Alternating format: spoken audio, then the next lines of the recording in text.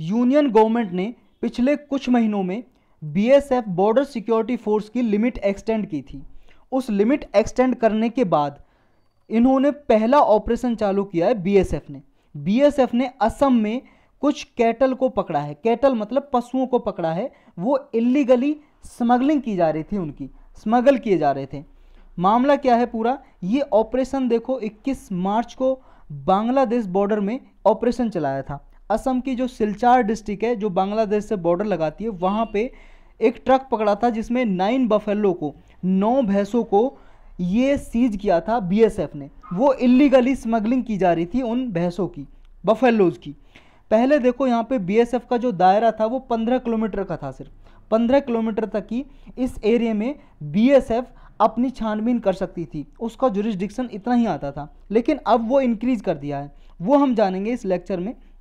BSF का कहना ये है, अब जब ये इंक्रीज हो गया है टेरिटोरियल जुरिस्डिक्शन बीएसएफ का, ये बीएसएफ की सहायता करता है ताकि बॉर्डर एरियाज पे इलीगल एक्टिविटी जो होती हैं, क्रिमिनल एलिमेंट है, उनको रोका जा सके। तो बीएसएफ के बारे में पढ़ते हैं। पहली बात तो ये, जो बीएसएफ है 1965 में बनाई गई थी, बॉर्डर सिक्योरिटी फोर्स।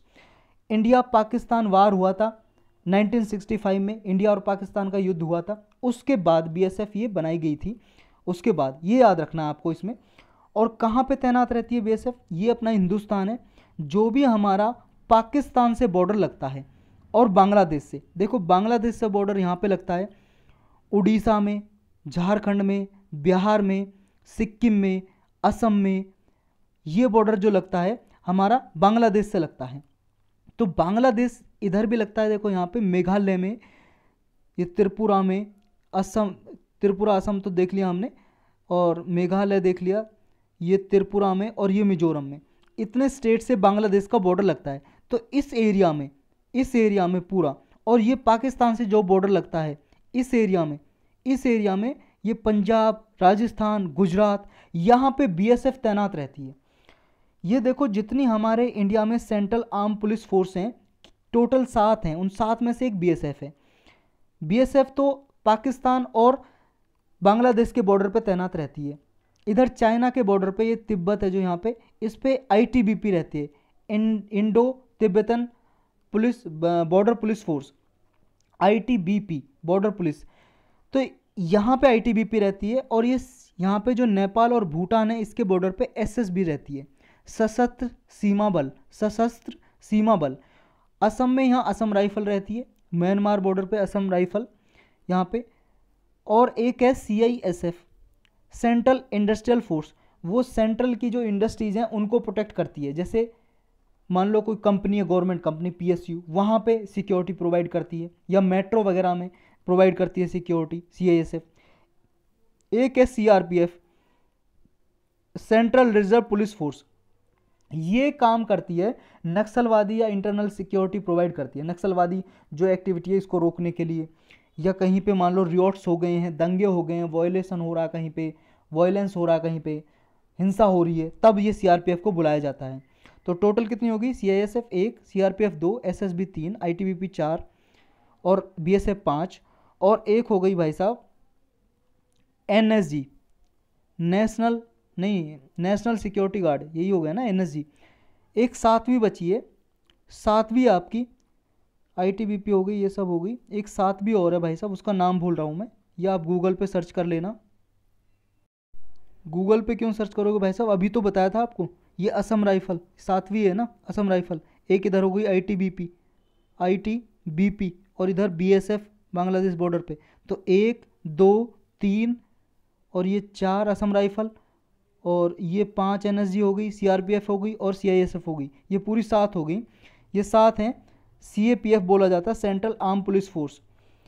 ये किसके अंदर काम करती हैं, कौन सी मिनिस्ट्री के अंडर काम करते हैं, ये आपको पता होना चाहिए। मिनिस्ट्री ऑफ होम अफेयर्स के अंडर आती है, एडमिनिस्ट्रेटिव कंट्रोल आता है सारा। एक ऐसी बस असम राइफल है, उसका 2 मिनिस्ट्रीज के अंदर कंट्रोल है। एक तो मिनिस्ट्री ऑफ डिफेंस के अंदर, जैसे मिनिस्ट्री ऑफ डिफेंस के अंदर आर्मी आती है ना, ऐसे इसके अंदर आती है। लेकिन सारा जितना भी कंट्रोल है मिनिस्ट्री ऑफ होम अफेयर्स का, रिक्रूटमेंट वगैरह, ये सब मिनिस्ट्री ऑफ होम अफेयर्स का ऑपरेशनल जितने भी हैं ये आता है, administrative control ministry of home affairs के अंदर। लेकिन मिनिस्ट्री ऑफ डिफेंस जितने भी तैनात करनी है असम राइफल को, कहाँ पे डिप्लॉय करना है, ऑपरेशन कहाँ पे करना है, वो मिनिस्ट्री ऑफ डिफेंस के अंदर आता है असम राइफल का। जुरिस्डिक्शन क्या है बीएसएफ का, अभी बीएसएफ के बारे में पढ़ रहे हैं। देखो बीएसएफ की जो लिमिट थी, जुरिस्डिक्शन थी, जहां तक ये सर्च कर सकती है, ऑपरेशन चला सकती है अपने इंटरनेशनल बाउंड्री पे, क्योंकि पाकिस्तान और बांग्लादेश बॉर्डर पे रहती है, तो गुजरात में ये लिमिट थी 80 किलोमीटर तक की। जैसे ये मान लो ये इंटरनेशनल बॉर्डर है, मैं इसको इरेज कर लेता हूँ भाई साहब पहले। ये बॉर्डर है भाई साहब, ये गुजरात में यहाँ जो इंटरनेशनल बॉर्डर है, ये यहाँ से 80 किलोमीटर भीतर के दायरे तक ये सर्च ऑपरेशन चला सकती है अपना। और पंजाब, वेस्ट बंगाल और असम में 15 किलोमीटर था ये दायरा, 15 किलोमीटर का। लेकिन 2021 में 11 अक्टूबर को ये चेंज कर दिया दायरा। जितनी भी इनकी पावर थी अरेस्ट करने की, किसी को कोई मान लो इलीगल एक्टिविटी कर रहा कोई आदमी, या सर्च करना है किसी के हाउस को या प्रीमाइसिस को, या सीज करना है किसी की प्रॉपर्टी वगैरह को, तो इनके पास पावर ये अब कर दी 50 किलोमीटर तक की। जो पंजाब, वेस्ट बंगाल, असम में 15 किलोमीटर तक ये चला सकते थे अपनी, अब ये 50 किलोमीटर हो गया ये दायरा। और जो गुजरात में 80 किलोमीटर थी उसको रिड्यूस कर दिया 50 किलोमीटर तक, अब यानी कि सबको 50 किलोमीटर कर दिया। और राजस्थान में अनचेंज रखी है, राजस्थान में पहले भी 50 किलोमीटर लिमिट थी और अब भी 50 किलोमीटर लिमिट है।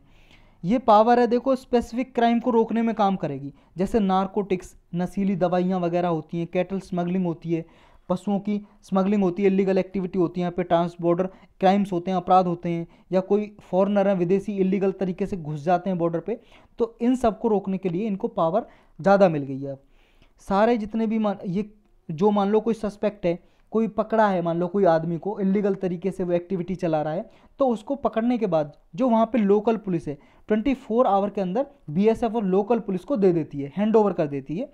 जैसे मान लो राजस्थान से पकड़ा, राजस्थान से 50 किलोमीटर के दायरे में कोई पकड़ा आदमी इलीगल एक्टिविटी कर रहा था, बीएसएफ ने पकड़ लिया, तो 24 घंटे के अंदर अंदर राजस्थान की जो पुलिस है उसको सौंप देगी, आगे काम वो चलाएगी। लेकिन इसकी क्रिटिसिज्म की जा रही है, जो ये जुरिस्डिक्शन बढ़ाया था, क्रिटिसिज्म क्या की जा रही है, देखो लॉ एंड ऑर्डर ये स्टेट सब्जेक्ट है हमारे संविधान में। देखो 7th शेड्यूल है जो 3 लिस्ट हैं, सेंट्रल लिस्ट जिसमें सिर्फ सेंट्रल गवर्नमेंट कानून बना सकती है, स्टेट लिस्ट नॉर्मल सिचुएशन में स्टेट गवर्नमेंट कानून बना सकती है, अगर इमरजेंसी है तो सेंट्रल गवर्नमेंट भी बना सकती है। स्टेट सब्जेक्ट जो भी आते हैं, स्टेट सब्जेक्ट यानी कि स्टेट लिस्ट में जितने भी विषय लिखे हुए हैं। एक है कंकरेंट लिस्ट, उस पर दोनों बना सकते हैं, सेंट्रल गवर्नमेंट भी स्टेट गवर्नमेंट भी। लेकिन स्टेट गवर्नमेंट के अलावा सेंट्रल गवर्नमेंट का लॉ बना हुआ है, तो सेंट्रल गवर्नमेंट का लॉ ही प्रिवेल करेगा, माना जाएगा। मान लो किसी सब्जेक्ट पे स्टेट का भी लॉ बना हुआ है, सेंट्रल का भी कानून बना हुआ है लॉ, तो उस टाइम पे सेंट्रल गवर्नमेंट का ही माना जाएगा कानून। तो लॉ एंड ऑर्डर आता है स्टेट सब्जेक्ट में। तो पावर है जो अरेस्ट करने की, सर्च करने की, सीज करने की, ये स्टेट की लोकल पुलिस के पास होती है। तो अगर ये पावर इन्हेंस कर दी जाती है, कर दी गई, अब तो लास्ट अक्टूबर 11 को कर दी गई है, तो ये स्टेट की पावर को अफेक्ट करेगी, प्रभावित करेगी, ऐसा स्टेट गवर्नमेंट का कहना है। यानी कि स्टेट की पावर पे एक तरह से इनक्रोचमेंट किया है सेंट्रल गवर्नमेंट ने ये नोटिफिकेशन जारी करके। ये फेडरल स्ट्रक्चर के अगेंस्ट है, संघवाद के अगेंस्ट है, विरुद्ध है। सेंट्रल एजेंसी के थ्रू ये स्टेट के मामले में इंटरफेयर कर रहा है सेंट्रल गवर्नमेंट, ये स्टेट का कहना है। लेकिन सेंट्रल गवर्नमेंट ने अपने डिफेंड में क्या बोला है, सेंट्रल गवर्नमेंट ने अपने बचाव में क्या बोला है? देखो सेंट्रल गवर्नमेंट ने कहा है, भले ही देखो पंजाब, वेस्ट बंगाल अपोज कर रहे हैं इस पावर का, जो बीएसएफ की जो पावर इन्हेंस की है, बढ़ाई है, लेकिन इस इन्हेंसमेंट का जो पावर बढ़ाई है, बीएसएफ की पावर इन्हेंस की है, बढ़ाई है, उसका विरोध कर रहे हैं पंजाब, वेस्ट बंगाल। लेकिन सेंट्रल गवर्नमेंट का कहना यह है, देखो हम कोई भी आपकी पावर पे इम्पीज नहीं कर रहे हैं। इम्पीज का मतलब वॉयलेशन, यानी कि आपकी पावर को रोक नहीं रहे हैं, बाधा नहीं डाल रहे हैं, बल्कि हम क्या करते हैं, जो बीएसएफ ने पकड़ा है, कोई भी इलीगल एक्टिविटी कर रहा है, सर्च किया है, उसको पकड़ा है, तो उसको विद इन 24 आवर में हम 24 घंटे में लोकल पुलिस को तो दे रहे हैं। तो सारा काम तो उस पर कैसा कानून मतलब लगाना है, कौन सी धारा लगानी है, क्या उस पर कोर्ट में केस चलाना है, सब ये लोकल पुलिस के हाथ में है, तो लोकल पुलिस ही करेगी। तो ये सेंट्रल गवर्नमेंट का कहना है। नीड क्या थी इसकी, ज़रूरत क्या थी जो ये पावर इंक्रीज की है? देखो यहाँ पे बीएसएफ की ऑपरेशनल एफिशिएंसी को इंक्रीज करने के लिए, ताकि जो स्मगलिंग होती है उसको रोकने के लिए बीएसएफ को पावर दी है। क्योंकि पंजाब में देखो ड्रग बहुत ज़्यादा सप्लाई होती है, आर्म्स वगैरह स्मगलिंग होते हैं, हथियार वगैरह स्मगलिंग होते हैं पंजाब में। और पंजाब में देखो नशे की एक बहुत बुरी हालत है लोगों की, नशे के कारण। क्योंकि वहाँ पे इलीगल तरीके से ड्रग सप्लाई होती है और आसानी से मिल जाती है लोगों को ड्रग। असम और वेस्ट बंगाल की देखें तो यहाँ पे कैटल वगैरह स्मगलिंग होते हैं, पशु वगैरह की स्मगलिंग की जाती है, और यहाँ पे फेक करेंसी की भी स्मगलिंग की जाती है। नकली जो नोट होते हैं इंडियन करेंसी मुद्रा, उसकी भी यहाँ पे स्मगलिंग की जाती है असम और वेस्ट बंगाल में। इलीगल माइग्रेशन के लिए भी ये प्रोन है, यहाँ पे बॉर्डर हैं जो इलीगल माइग्रेशन होती है लोगों की। बीएसएफ रेगुलरली देखो इसकी इलीगल एक्टिविटी को रोकने की पावर 15 किलोमीटर तक थी पहले, तो 15 किलोमीटर तक ही वो रोक सकती थी, लेकिन अब ये दायरा 50 किलोमीटर हो गया, तो बीएसएफ को जुरिस्डिक्शन अच्छा खासा मिला है, तो ये इनको रोक सकती है इलीगल एक्टिविटी को। अदर फैक्ट में ये है, देखो बीएसएफ का एक एक्ट है बॉर्डर सिक्योरिटी फोर्स एक्ट 1968 का, उसका सेक्शन 139 है, ये पावर देता सेंट्रल गवर्नमेंट को नोटिफिकेशन जारी करके ये ऑपरेशनल एक्टिविटी को घटा बढ़ा सकती है बीएसएफ की को। लेकिन ये पार्लियामेंट का हर एक हाउस है जो राज्यसभा और लोकसभा, उसमें रखना पड़ता है, यानी कि पास कराना पड़ता है। उसके बाद सेंट्रल गवर्नमेंट ने नोटिफिकेशन जारी कर दिया, नोटिफिकेशन के बाद पार्लियामेंट में उसको पास कराना भी पड़ता है।